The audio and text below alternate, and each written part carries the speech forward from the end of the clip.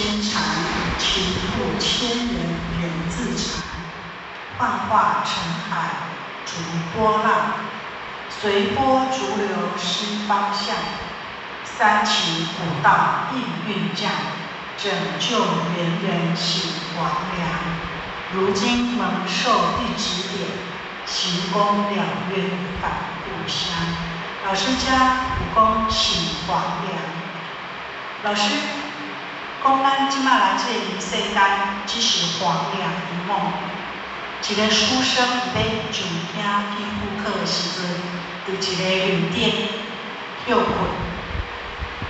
那么伊要休困的时阵呢，这个饭店的头家打要来找这个黄粱饭。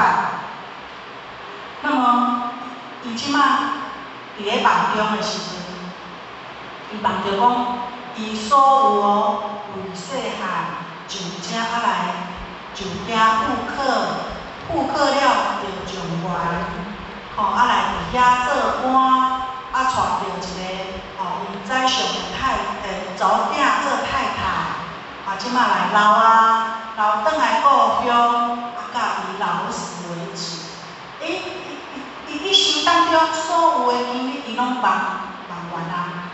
即马醒起来的时阵，饭店的黄粱饭未熟啦。所以这个叫黄粱一梦。所以老师甲咱讲，我们来人世间不就是这样子吗？一场游戏，一场梦，就是黄粱一梦。好，所以现在我们受了老师一指点，我们要行功了愿返故乡啊！那么时间后续的时间嘛，到现在不蛮多那么后续等来学习吧，所以。有真多不足，讲了词不达意，讲了无好，也是错误的所在，恳请先佛慈悲赦罪，嘛请咱的负责人，咱点传师，甲各位前人会当把后续积极甲鼓励，最后恭祝各位前贤身体健康，万事如意，法喜充满，感谢慈悲。大众请起。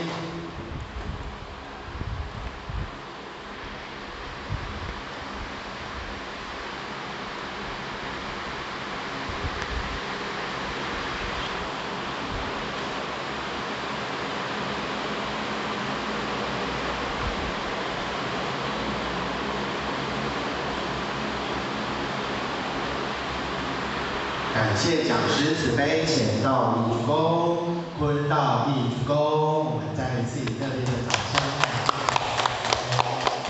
好，那我们各位前贤，请先坐下。